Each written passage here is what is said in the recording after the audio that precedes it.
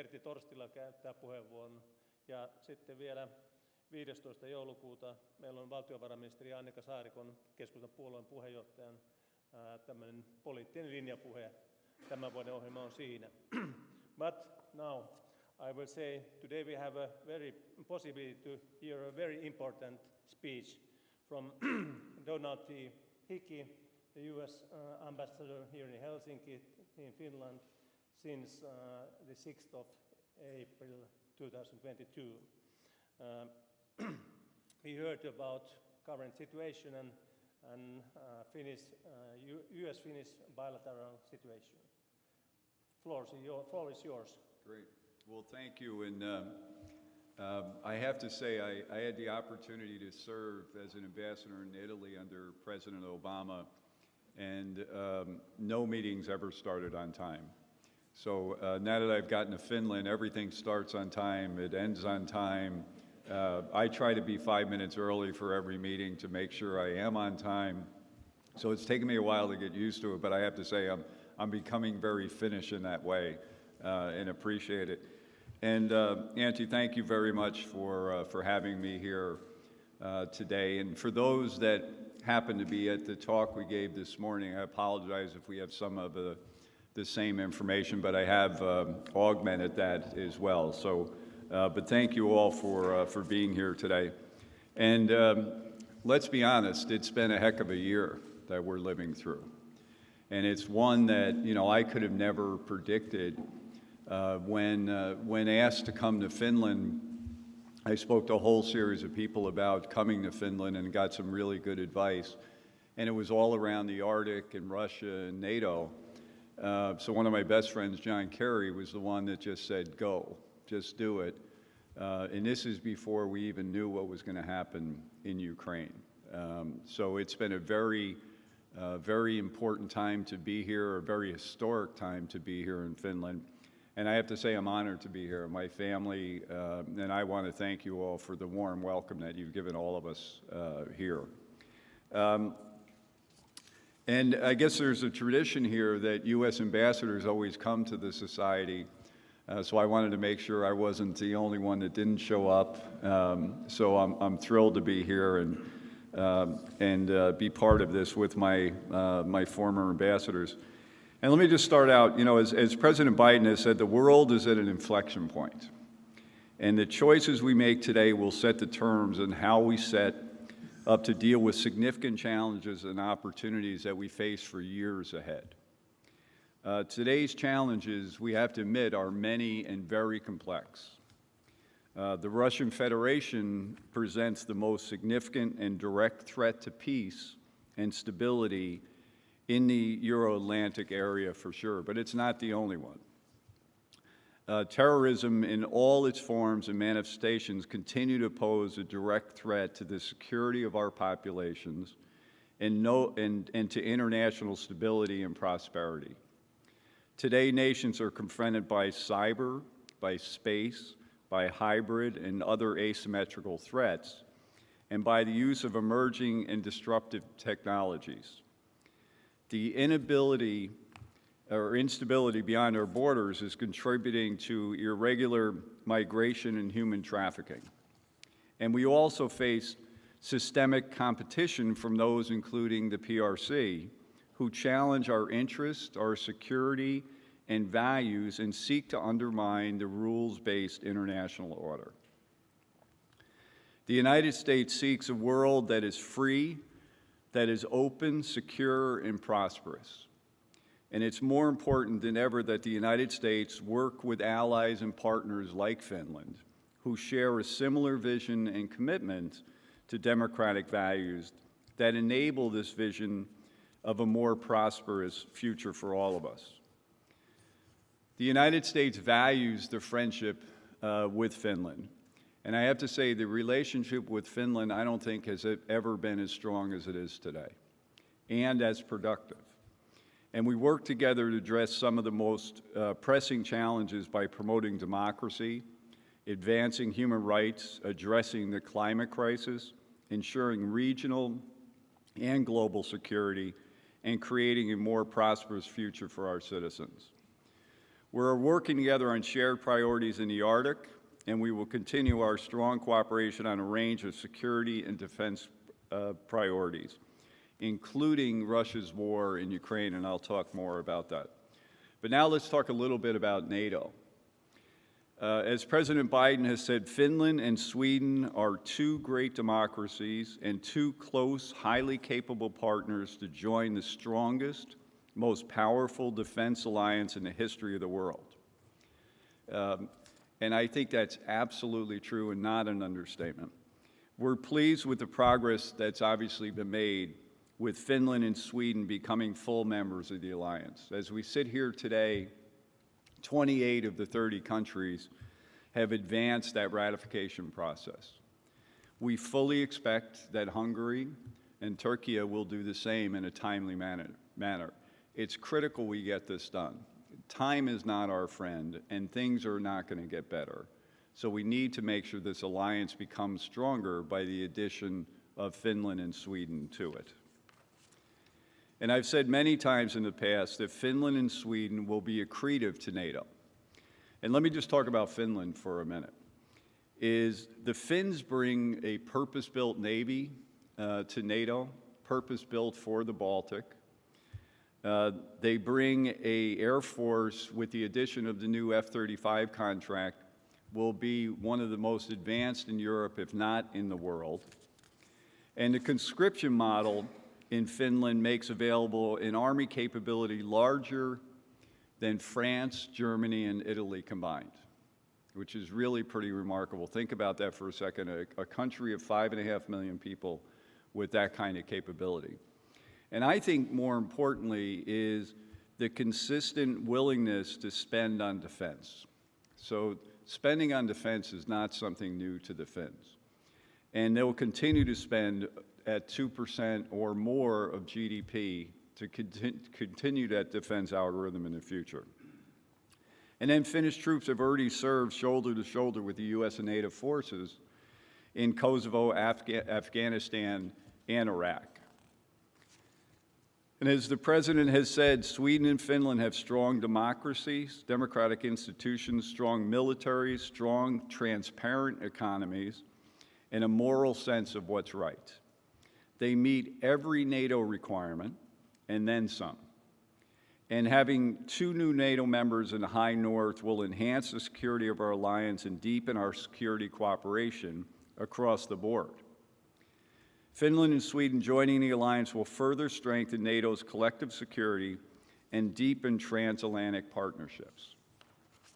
The United States remains committed to security with Finland, and we will continue working to remain vigilant against any threats or shared security to deter or confront aggression or the threat of aggression. And to that point, while we're very supportive of what's happening with NATO, of Finland joining NATO, we've also started discussions of a defense cooperation agreement with the Finns as well. And those things are not mutually exclusive, they're complementary in our world. And I think it just shows the commitment that the United States has to strengthening the relationship that we have with Finland.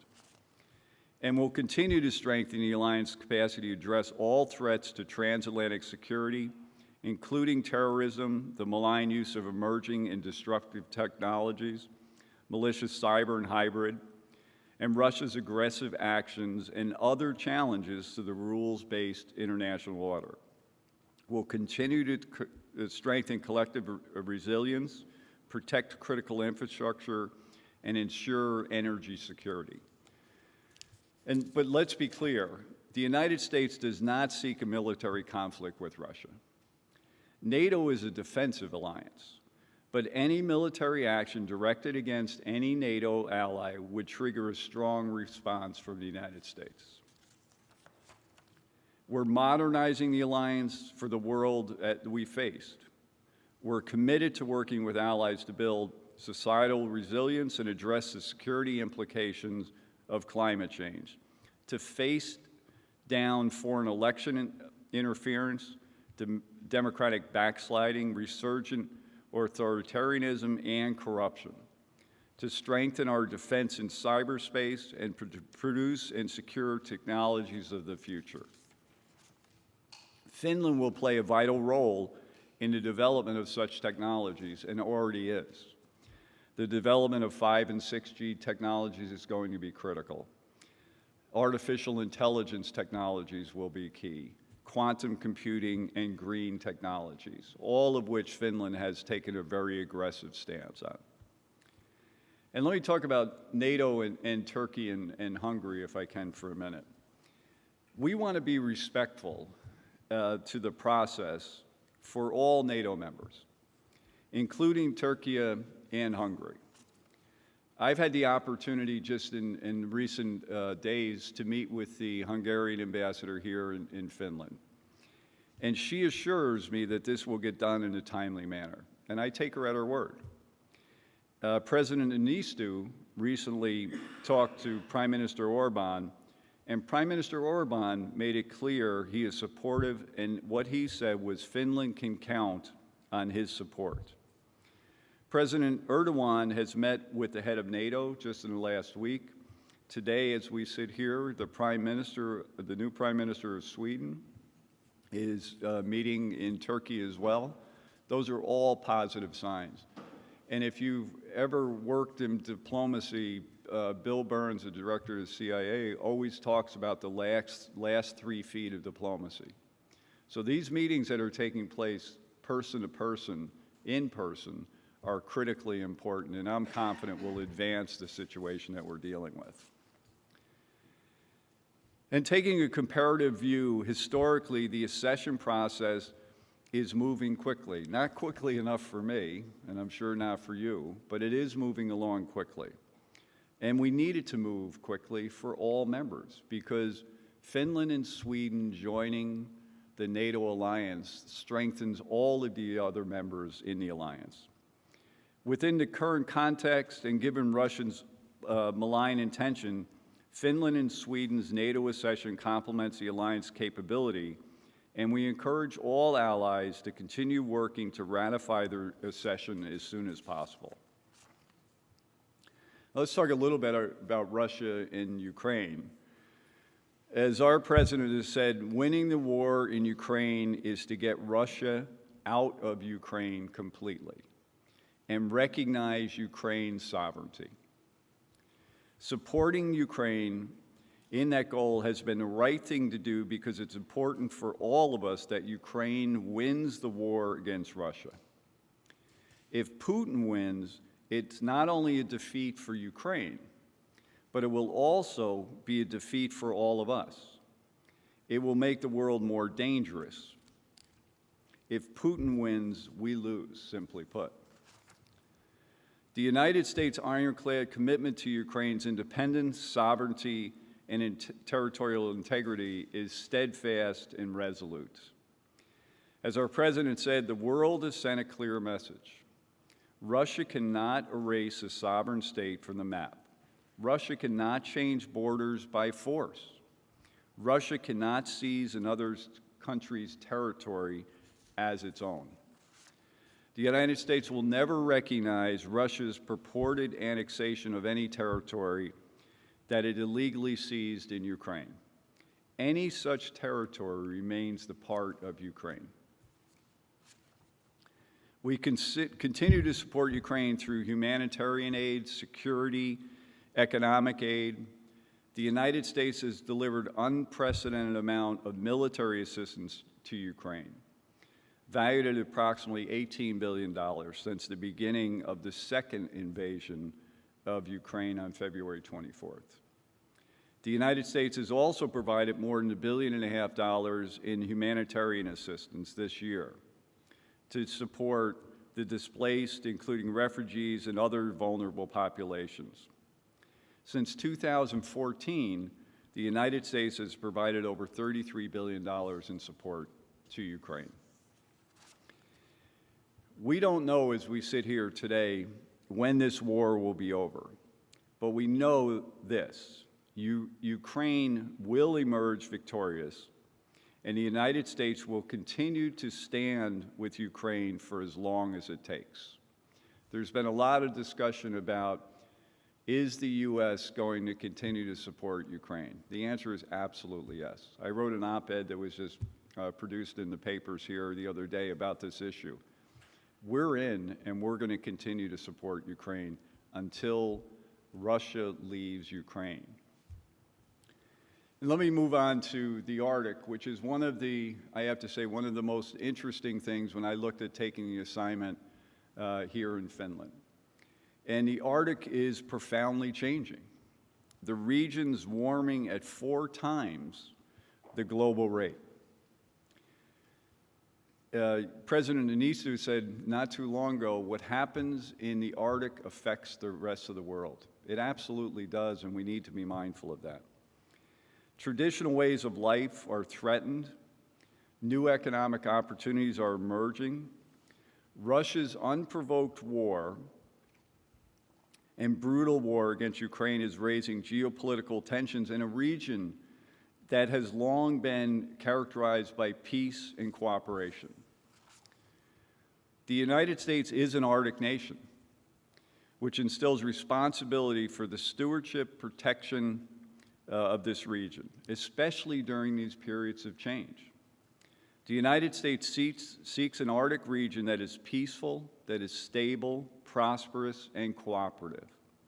The National Strategy for Arctic Region, which our administration released just recently, outlines the challenges facing the Arctic and articulates an affirmative U.S. agenda over the next 10 years to address these challenges.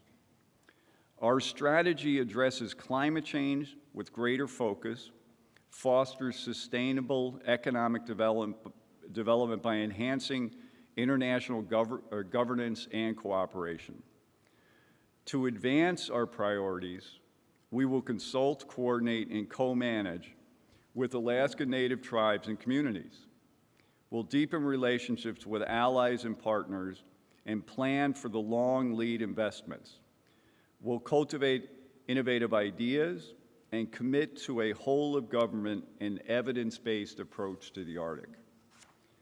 We will reinforce our strong cooperation with like-minded Arctic countries, especially through the Arctic Council, and we'll expand cooperations with countries that uphold international law, rules, and standards for the region. As an Arctic nation, the United States has a responsibility to the region, to our citizens living there, and to all who call the unique place home. This Arctic strategy will position us to ensure security for the U.S. homeland, address the impacts of climate change, foster sustainable economic development, and strengthen cooperation with our allies and partners like Finland. And let's talk a little bit about the climate agenda. I mean, this is timely as the COP conference is taking place in Europe as we sit here today. The Biden administration and Secretary Kerry have led a bold climate agenda, starting with rejoining the Paris Accord. The United States has convened major climate summits, helped deliver critical agreements, and helped get 2/3 of the world's GDP on track to limit warming up to 1.5 degrees Celsius. President Biden also signed a historic piece of legislation in the United States that includes the biggest, most important climate commitment we have ever made in our history. Almost $500 billion committed to the climate initiative. This includes tens of billions of dollars in new investments in offshore wind and solar, doubling down on zero-emission vehicles, increasing energy efficiency, and supporting clean manufacturing. And the interesting thing is, industry is supporting this. Because of Russia's actions, the world is moving as quickly as possible away from carbon, and there's no going back. And that was something that I'm sure Putin had not calculated when he thought about invading Ukraine. Our Department of Energy estimates that this new law will reduce U.S. emissions by 1 gigaton a year by 2030, while unleashing a new era of clean energy powered and economic growth. and new clean energy jobs. Tackling the climate crisis will require not only implementing the commitments and goals that countries have already made, but enhancing those goals. And let's speak about emerging technologies, because this is critical, I think, to Finland. As we look down the road of the 21st century, we need to update and create rules that address key and emerging technologies. As Secretary Blinken has said on cyberspace and emerging technologies, we have a major stake in shaping the digital revolution that's happening around us and making sure that it serves our people, protects our interests, boosts our competitiveness, and upholds our values. We want to prevent cyber attacks that put our people, our networks, our companies, and critical infrastructure at risk. We want the internet to remain a transformative source for learning, for connection, for economic growth, not a tool for repression or disinformation. We want to shape the standards that govern new technology so they ensure quality, protect consumer health, safety, and facilitate trade, and respect people's rights. We want to make sure technology works for democracy, fighting back against disinformation, standing up for internet freedom, reducing the misuse of surveillance technology.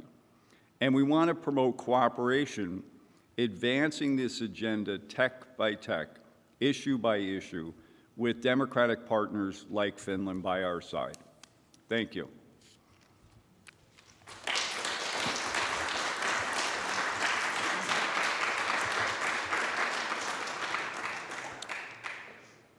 Ladies and gentlemen, Douglas Hickey, thank you very much. And please sit down here. And now it's time for discussion and questions, if some.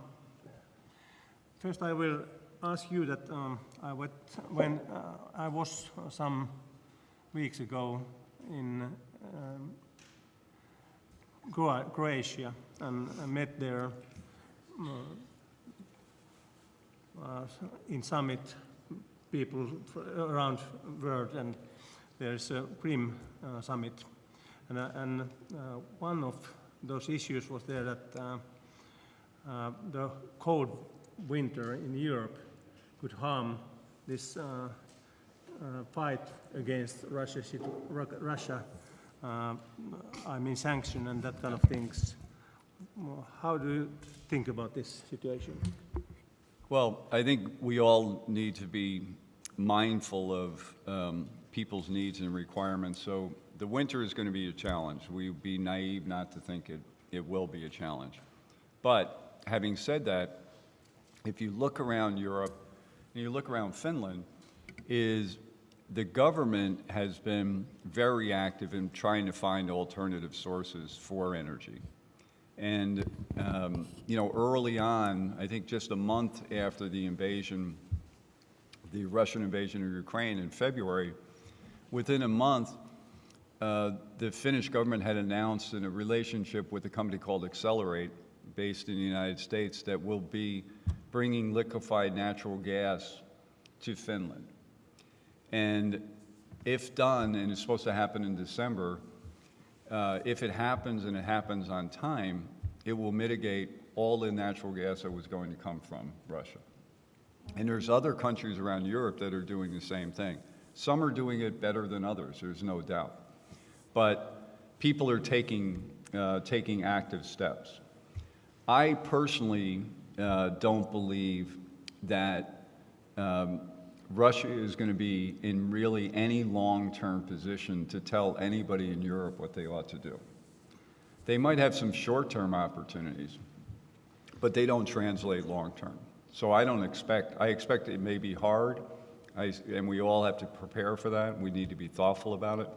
But I expect that we'll be able to get through it, and we'll be able to get through it, the right way, and not go back. I think it's going to be critically important. How do you think about your own country possibilities to help us about the gas situation. We are not in Finland so dependent about the natural gas which is coming from, which came from Russia, but in general, it is very important. It has been very important to the European countries. What can your country help us in Europe more? Well, I don't know if we can help more, but we're helping. And, you can always do more, I'm sure. But it's important to us, and we have done it. We've done it in the UK, we've done it in Italy, we're helping people through this process. And not just the government. I think it's important for any of these programs to succeed, you need industry as well to participate in that process. And you're starting to see that with new technologies being developed, many of which are being developed here, by the way. So I think it's going to take a, all-of-world approach here to solve this. It's not just going to be governments. It's got to be industry that help in that process for sure. Mr. Häikkö. Thank you for very interesting speech. Could you elaborate a little bit more on the US-China relations after the Chinese Party Congress and now with the China, what role China perhaps can play in the Russia-Ukraine conflict solving process? Thank you. Yeah, just like I think your president said Putin has ripped off his mask and we saw who he is, I think we're getting a real good view of what China is about. And I'll give you my background's in technology, and I've had the opportunity to visit with a whole series of companies here in Finland. And I think you know this, but Finland and Sweden are the only two really 5 and 6G providers that are trusted by democracies around the world. And when you do a deal with Nokia or Ericsson, you're doing a deal with that company. If you do a deal with Huawei, you're doing a deal with Huawei and the PRC. And you're putting at risk as a country or company your security by virtue of doing that. So I think people are starting to realize the complication of China and what kind of technologies they've taken, what kind of technologies they've built. I will give you just a little aside. The interesting thing about NATO to me is not just from a defense perspective, but it has opened up the eyes of investors around the world of what's happening here in Finland. So Finland now is on, the map of people that it may not have been before. And investors are starting to look at companies and technologies that exist in Finland. And one of the reasons they're doing it is they trust the intellectual protocol that if something is developed in Finland or the United States, it's a protective technology. Not the same in China. So I think that's, one important element. The other is, this is why, there's another part of it, this is why Ukraine needs to win. Not only to send a message to Russia, I mean, it absolutely has to do that. It also sends a message to the PRC that the world will not stand by and let someone else go into a sovereign entity and take it over. So I think that's going to be a really important piece of this perspective. Picture a year from now if the Russians took over Ukraine, which I don't think is going to happen. If they did, the Chinese might look at it and say, well, maybe we could do this. If you flip it the other way and you say, Ukraine sends Russia home, then the Chinese have to look at it and say, not only did the Ukrainians do that, the world did it. The Ukrainians fought it every day, let's be honest. But the world supported the effort, whether it be from a military perspective, humanitarian perspective, infrastructure, look what's going on now. It sends a clear message to other autocracies that it's not okay and will not be supported. That's why it's so important that the Ukrainians win. Thank you. There is another question.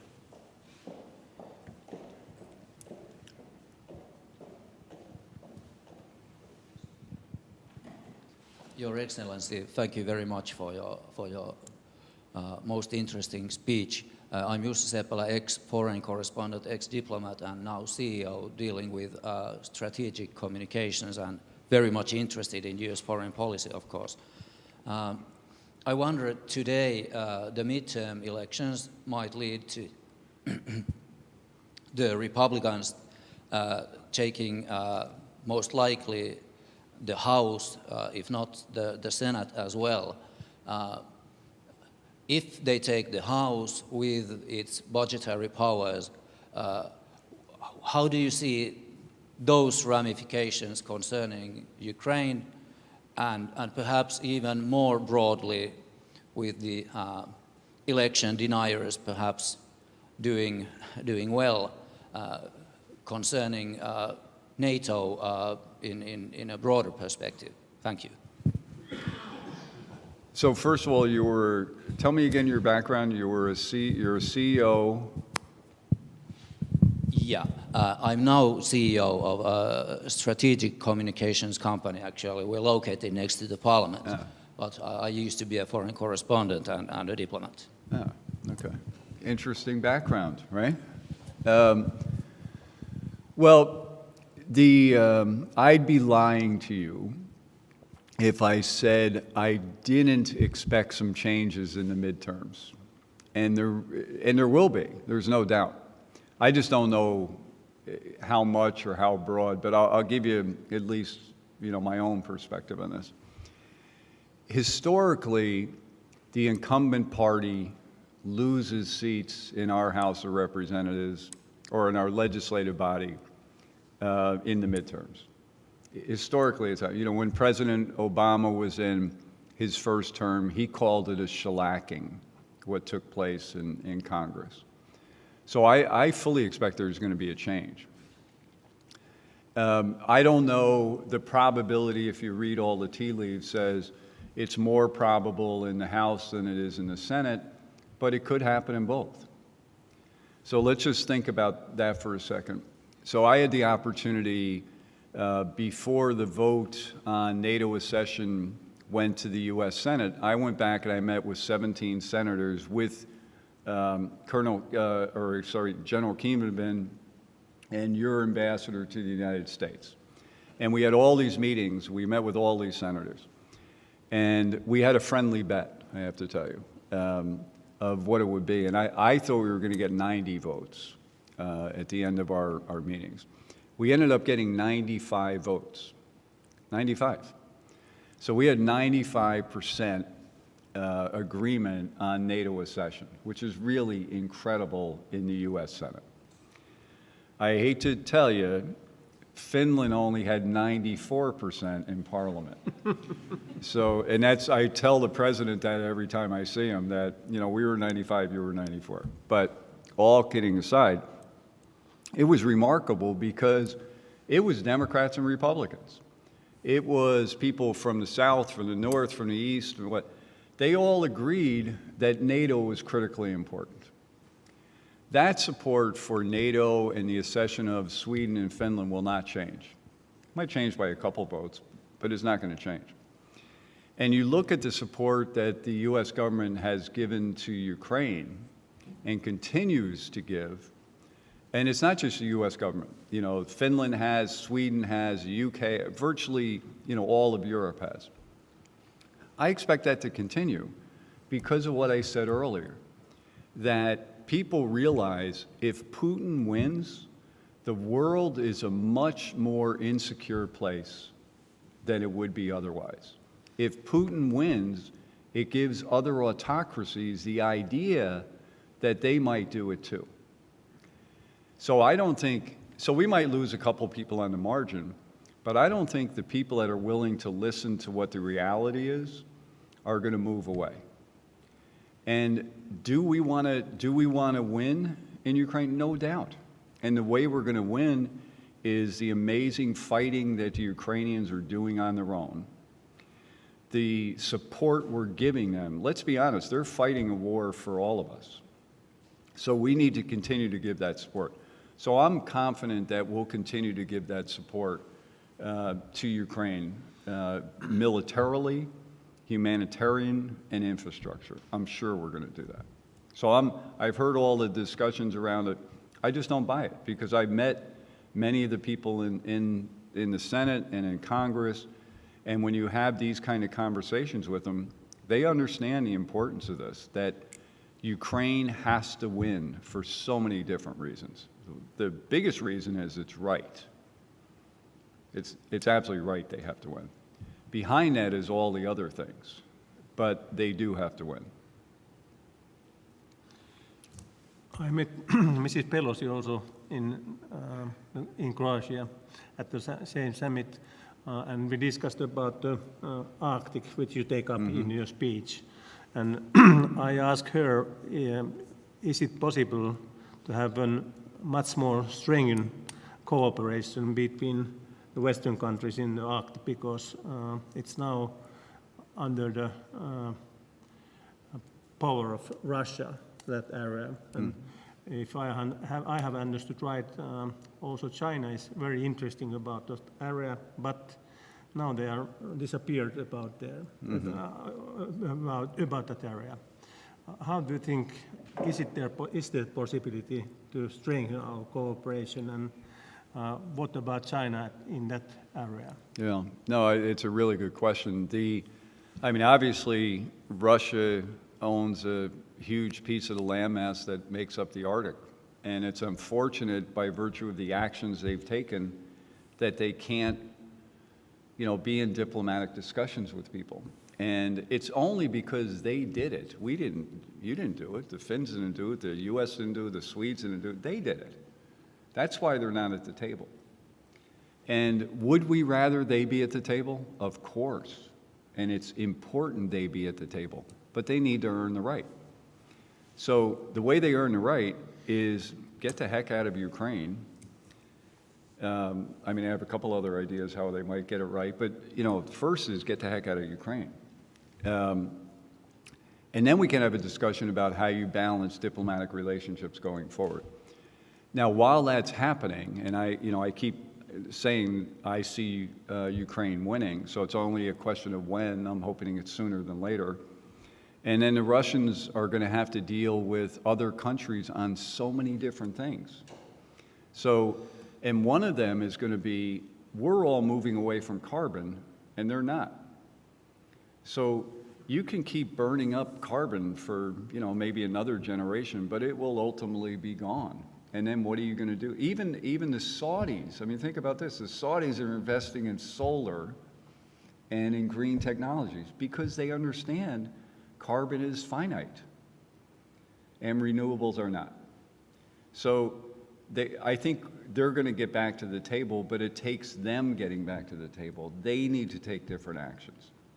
Now, what are we going to do in the meantime? There's a lot we can do in the Arctic just with the cooperation of like-minded countries. And we need to continue to do that. And we need to be visionaries in how we approach it. We can't just sit back and say, oh, Russia's pulled out, now we can't do anything. That's unacceptable. We can't do that. And we won't do that. And Finland won't do it, and we won't do it, and Sweden won't do it. So it's critically important we continue to be part of it. But I'd be naive to say, we can do it all. It's going to be really hard without the country that has a big piece of the Arctic. But that's up to them, how they want to do that. On China, I have to say, I sort of chuckle when I hear China talk about the Arctic, that they're a near Arctic country. Of course they have an interest. Everybody has an interest, and we should. But we need to think of it as a peaceful place, and we need to respect the indigenous people that are there and the lifestyle that exists there and be sensitive to the environment.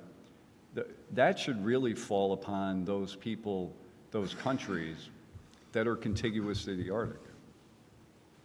Last time I looked at a map, China is not. Some expertise say that now that Russia is very, they are very hurry in the Arctic area to use those natural raw materials, and they are seeking now way to have them to their own hand. How it seems for U.S. side? Yeah, I think Russia has sort of moved away from a lot of things that they were thinking about doing because they're so focused on Ukraine right now. I really don't know, but what I do know is for the Arctic to be what it should be and can be and what we owe it to be, we all need it to be. We need to be at the table with a thoughtful strategy around climate, and they're not at this point. So I'm not quite sure how to connect those dots right now. Okay, there is one question.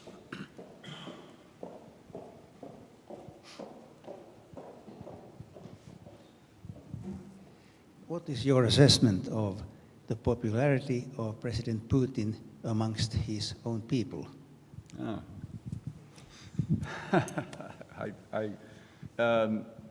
I don't know, but this is what I've read and maybe surmised.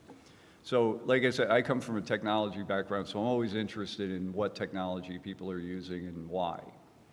And after the invasion, second invasion in February, he cut off really all media other than government-controlled media in Russia. And the sale of virtual private networks in Russia went up exponentially. And it wasn't because they were trying to get a hotspot, somewhere. It's because they were trying to get content, what's going on, and can I find it from somewhere other than a government-controlled source? So I think that's interesting. So people want to know. The other part of it is when he announced his conscription model of bringing 300,000 citizens into the armed forces, there was mass exodus of people in Russia. So I think before that, it didn't really touch the people that lived in St. Petersburg and Moscow. It touched people that were minorities and that were poor. Were really serving in the Russian army, in the infantry. And now all of a sudden it was like, oh my God, it affects me. And the reaction was, well, I'm leaving the country. Lots of people decided they were going to leave the country. So my gut tells me they're not real happy with it. But there is an element within Russia that don't think he's doing enough, that don't think he's being brutal enough to Ukraine, and that want to put the whole idea of the Russia Republic back together. I think it's a relatively sizable number within Russia. I don't know what percentage, but I think it's a relatively sizable number.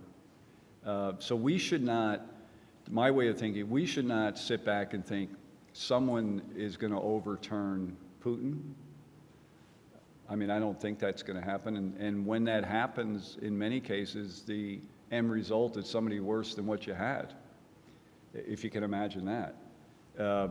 So I think our strategy should be help Ukraine beat Russia, get Russia out of Ukraine, and put them back where they should be, and let them earn the right to have a discussion relative to diplomatic relations in the future. But I don't know how many Russians agree with, but I think it's got to be a sizable number. Do you think it is realistic that Ukraine can beat them out? Well, here's, when you think back to February 24th, President Putin thought he was going to walk in and take over in a couple of days, and people were going to have flags up and say, welcome. Well, that didn't happen. He thought NATO was weak and had no resolve. That didn't happen. NATO's getting stronger. He thought the EU was weak and would have no resolve. The EU's gotten stronger. He thought the US had no resolve and didn't have good bilateral relationships around the world. My God. You're talking about you run an agency on communications. You could not pay him enough money to have what happened to Putin have happened to Putin, right? All the things he didn't want to have happen, happened. NATO got stronger, the US relations got stronger, bilaterals got stronger, EU got stronger, energy independence has gotten stronger. It's amazing. So in a weird way, I said this the other night at some, we ought to be thanking Putin for what he's done. Look at what he's done. But he didn't expect any of that. He didn't expect any of that. But I mean, that's sort of where we are now. So from a democracy perspective, I think it's really important that we continue those kind of relationships. That's why it's important that Finland and Sweden get into NATO and get in as quickly as possible. It sends the right signal to Putin and other autocracies. I think it's critically important.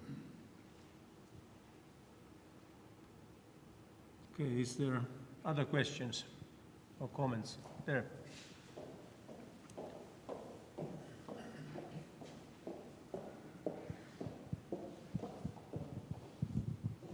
Yes, thank you, Ambassador, for your speech and interesting insights.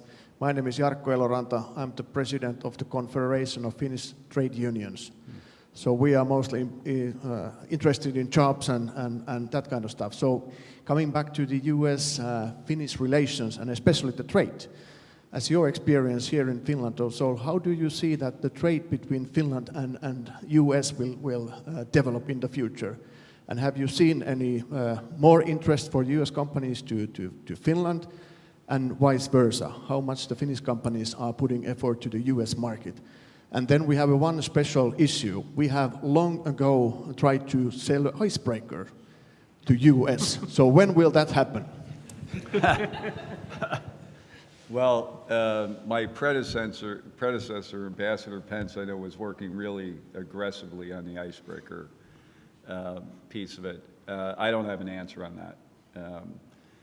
I'm going to see him next week, and I'll ask him if he's got any updates he wants to share with me. But it's a complicated issue.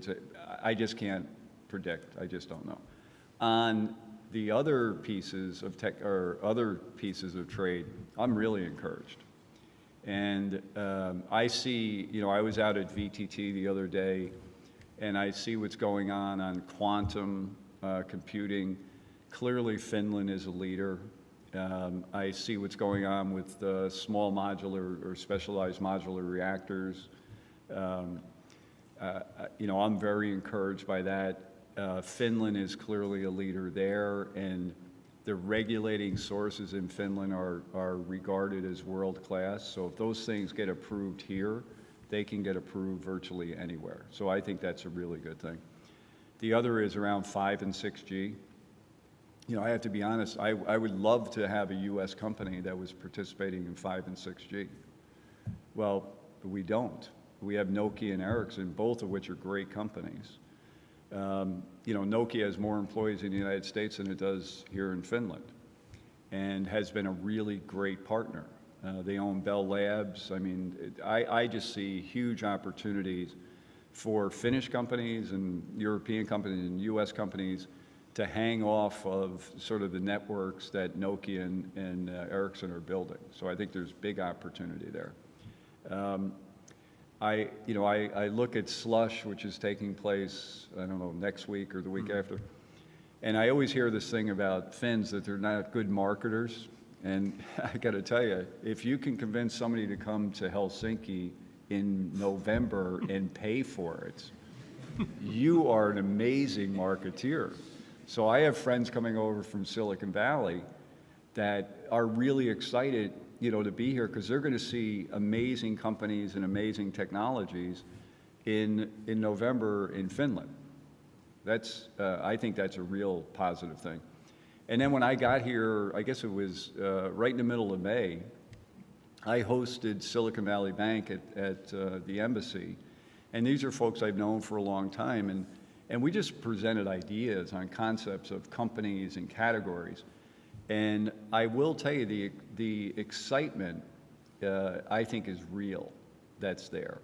And the idea that Finland treats IP the same way that, like, the United States does, that the legal system works here, the education system, higher education in particular, the type and quality of engineers that are educated here in Finland are pretty phenomenal. So I think people look at that and say, here's an opportunity we didn't see before, but we need to look at. So I think it's really encouraging. So I'm very optimistic. We're going to do as much as we can to have U.S. companies and investors and the like come to Finland and see what's happening here. And you know, I think next week there's 500 investors coming to Slush, which is, you know, pretty remarkable. And it takes a while for this all to develop, but you know, this could be, you know, Helsinki or the, you know, the triangle that you look at could be, you know, a Silicon Valley-like opportunity, because all of the ingredients are here. You know, education, clearly, the protection of IP rights, it's a democracy. We understand how we all work together.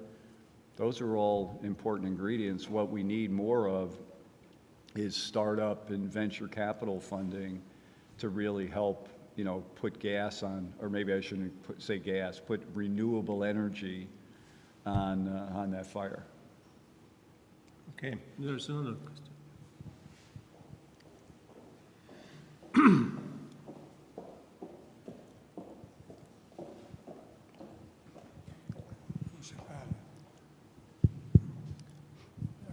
Yes, Mr.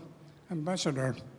I have worked very much with the World Trade Organization in Geneva, and therefore I will ask you, what do you see the future of the World Trade Organization, WTO, now in these days? Yeah, I mean, that's a really great question. It's, you know, it's similar to what I said in some of my comments. We need to understand the rules and regulations of how we're going to trade with each other and trade technologies. And if there's parties that are part of an organization that are not going to participate the same way by the same rules, then we shouldn't have them part of the organization. So I think that it's not just the WTO, there's telecommunications organizations that are setting standards. It's really important to get that right. And in order to get it right, we need to be really thoughtful about you know, what democracies, quite frankly, are participating in those discussions, and not let anyone, you know, the United States should not be the leader. It ought to be at the table, just like Finland should be, like the UK should be, like others should be, but trade in a fair and open way. I think that makes sense. And right now we have some challenges with that, with the WTO and with some of the telecommunications standards bodies, but we need to be mindful of that. Okay. Rasmus Inreen, Hybrid Center of Excellence. Thank you for the remarks, Ambassador. I think it was a great combination of things people wanted to hear and things people needed to hear, so really appreciate it. A question on disinformation and the media environment. As I think it's becoming increasingly clear that the self-regulation in the industry is not, in all cases, enough. So is there an effort in the US to regulate the media platforms and the social media platforms? If not, should there perhaps be? And finally, is there an opportunity for closer cooperation between the US and the EU in this case? Yeah, that's a good question.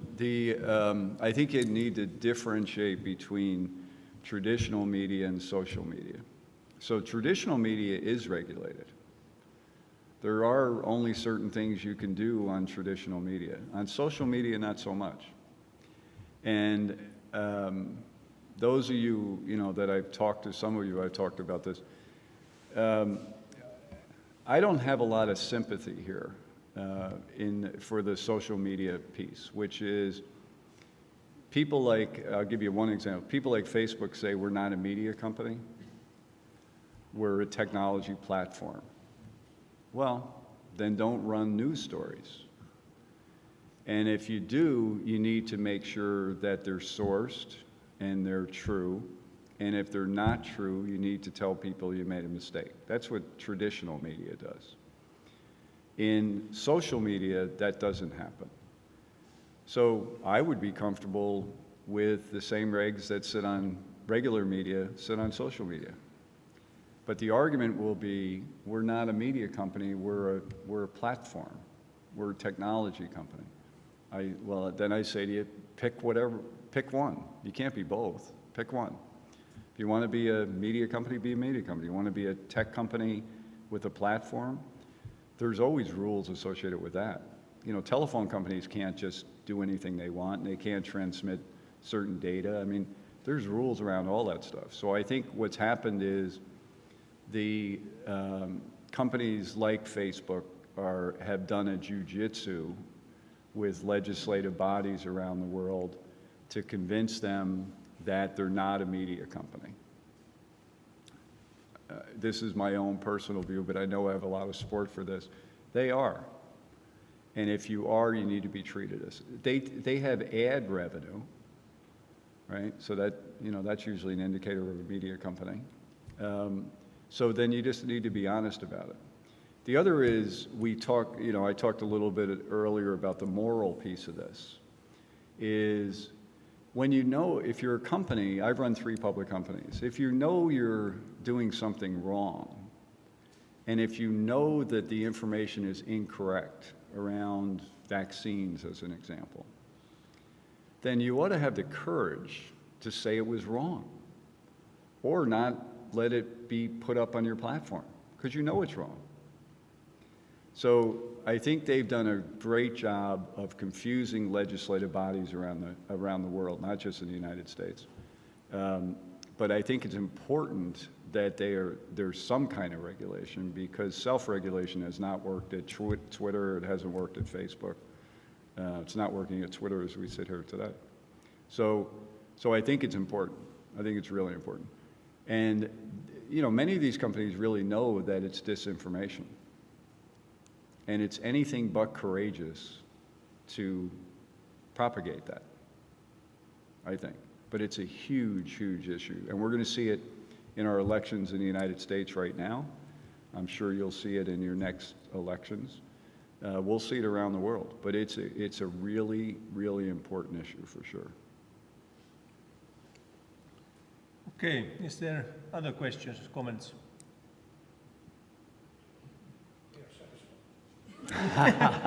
They said they are satisfied. Good. Well, first of all, thank you for having me here today. When I walked in, I saw, I think it was this side of the room, they were all drinking wine. I thought, this is my kind of crowd. So I want to thank you for having me here today and the dialogue that we've had. But thank you. Thank you very much. There is a little present for you. Thank you. This is Niinistön medal. Thank you very much. I appreciate it. Kiitoksia kaikille ja 15. päivä marraskuuta jatketaan.